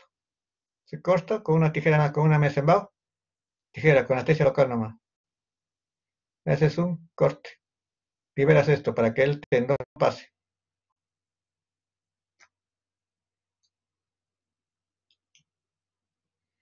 Miren cómo es la liberación. Le pones un poquito de anestesia. Silocaína. Haces una incisión transversa y con la tijera, la Messenbau, vas cortando esa polea. Apertura de la vaina, ¿ves?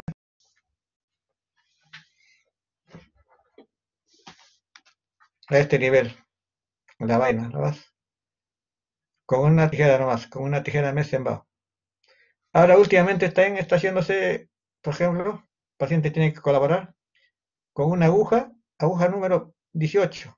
Lógicamente le pones anestesia y esta aguja lo pones paralelo al tendón flexor acá y como la aguja tiene su filo, esa aguja con el filo de la aguja, o sea, con el bisel de la aguja, haces un corte en esta zona. O sea, con el bisel de la aguja haces un corte así nada. O sea, sin abrir. Un corte de esta zona y se libera. El problema es que esto lo haces a ciegas. ¿No? De repente por ahí lo puedes lesionar porque por acá también pasan los nervios y las arterias. Eso. ¿Mm? Pero está tan descrito ahí. Con el bisel de la aguja, número 18, lo pones paralelo al, o sea, esto lo echas ahí y ese es un corte a este nivel, en la polea.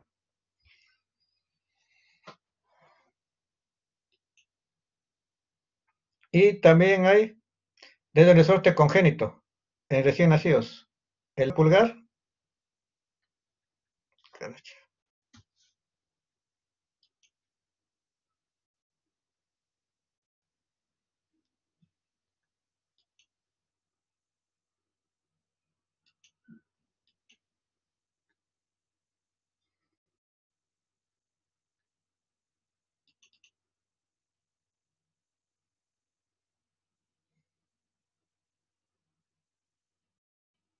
Claudia.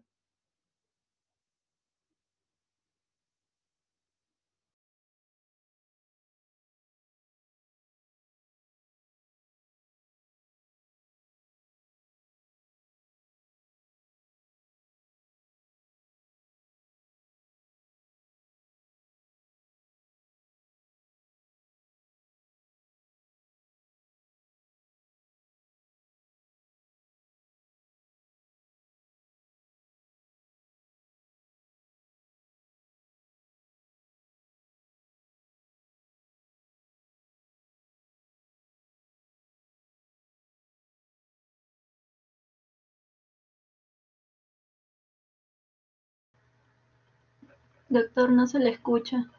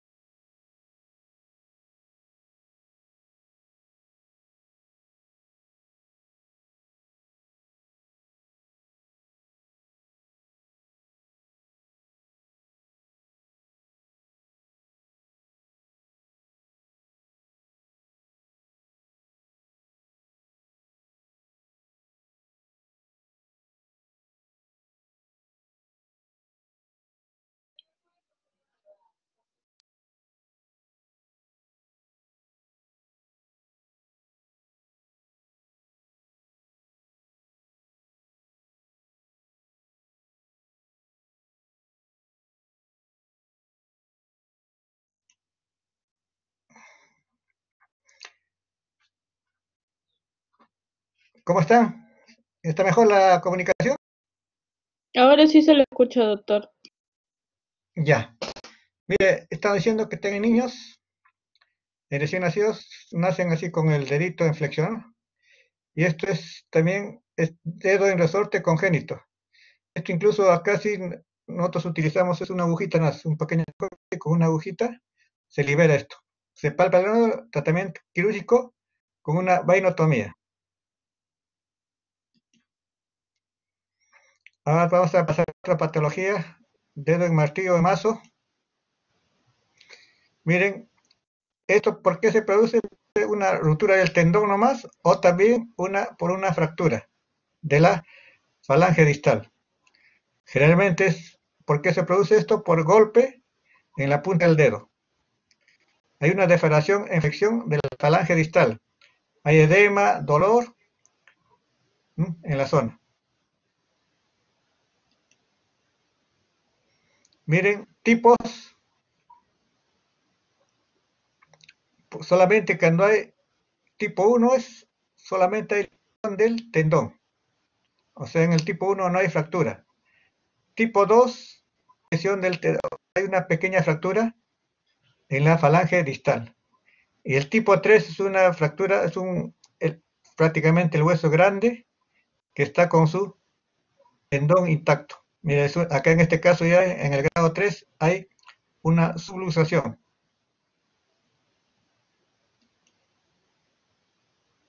Tratamiento del 1 y 2, le puedes poner una férula en extensión o un yeso digital en flexión en esta posición, ¿ve? Así, pero con hiperextensión de la falange distal.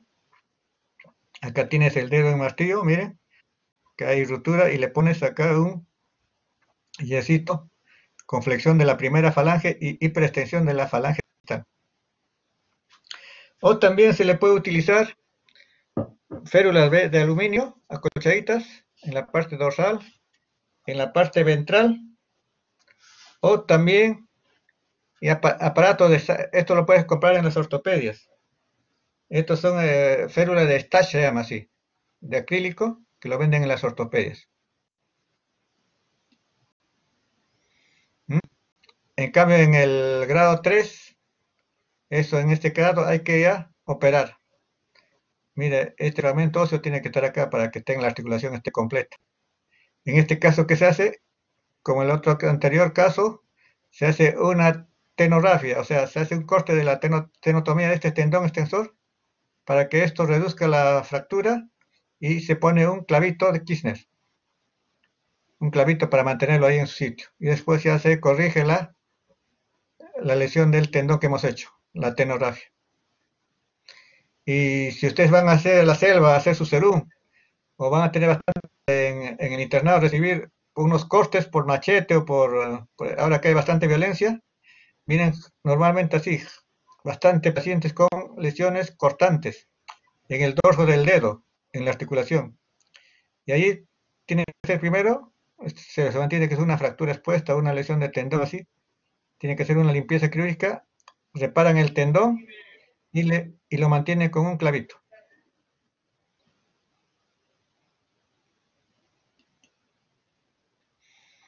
¿Ya? Tenemos ahora la enfermedad de Dupuytren, que es una contracturas, mira, a nivel de la fascia, se forman unos nódulos con la flexión del cuarto y generalmente se inicia en el quinto dedo o el cuarto dedo.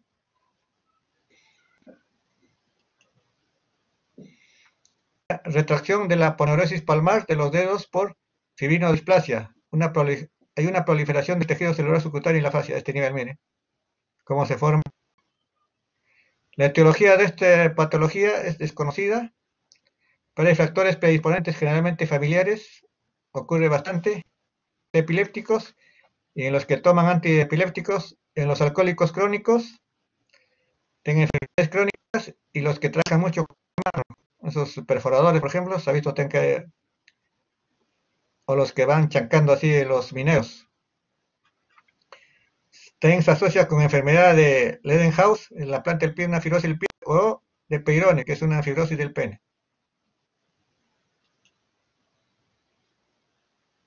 Anatomía patológica son nódulos subcutáneos en la primera base del cuarto dedo, ahí se inicia, o vidas con aponeurosis palmar superficial.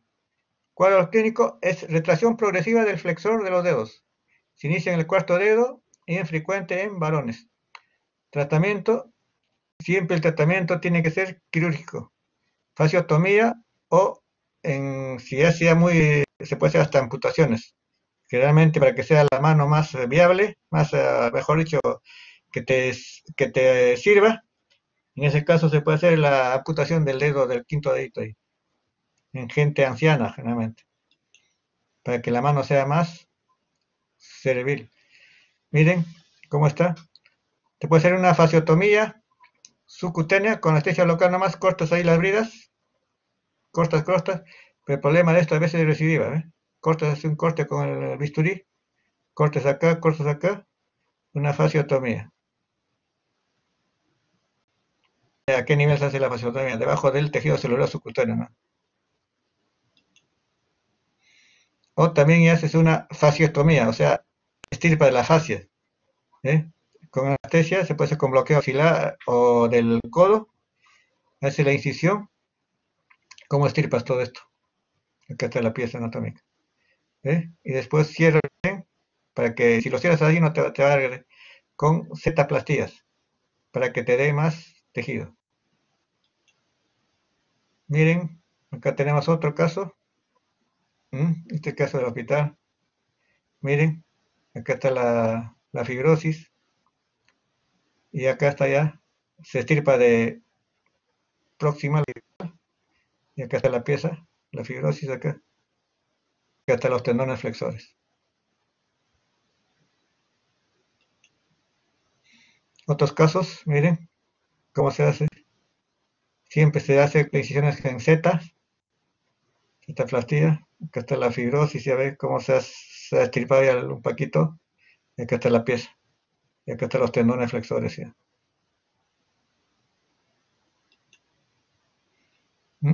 Acá se sigue viendo. Acá se le soltó el torniquete para hacer la hemostasia. Y después ya se sutura en las Z-plastías. Ahora tengo un poco de corticoide. Este es transisolona, o el dexametasona se le pone ahí para disminuir la inflamación y su apósito.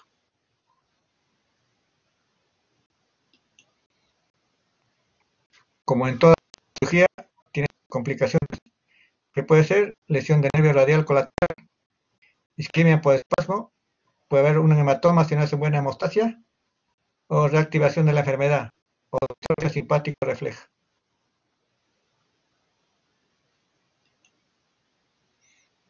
¿Ah? ¿Alguna pregunta?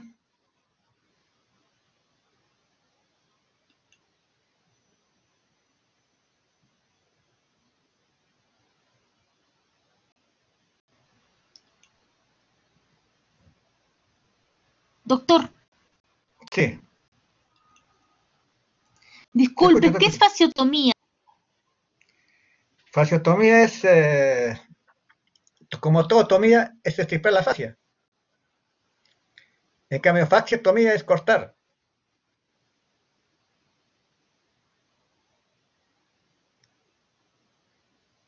A ver. Mira, vamos a ver ahora.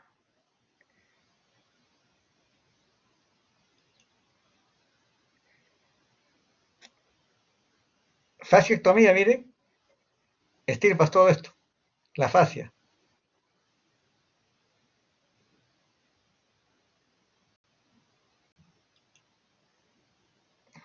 Y la fasciotomía es un corte nomás.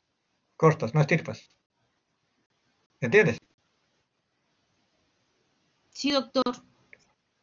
Como la colostomía. ¿Colostomía qué es? Sacar el colon, ¿no? Arriba, afuera. Así más o menos. Acá es que vamos a sacar y estirpar la fascia.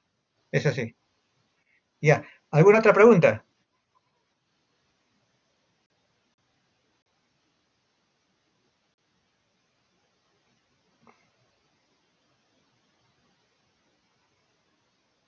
Ya. Bueno, ya no hay preguntas. Les deseo suerte en el examen. Ya saben, no ha sido lo más adecuado por esto, porque ustedes traumatología se aprende en el hospital. De repente habrá mejores épocas ya. Ojalá que pase la pandemia para la práctica en los hospitales. Eso es lo mejor para ustedes, al menos en cirugía, en traumatología, oftalmología. ¿Ya? Les deseo toda la suerte y ya nos estamos viendo.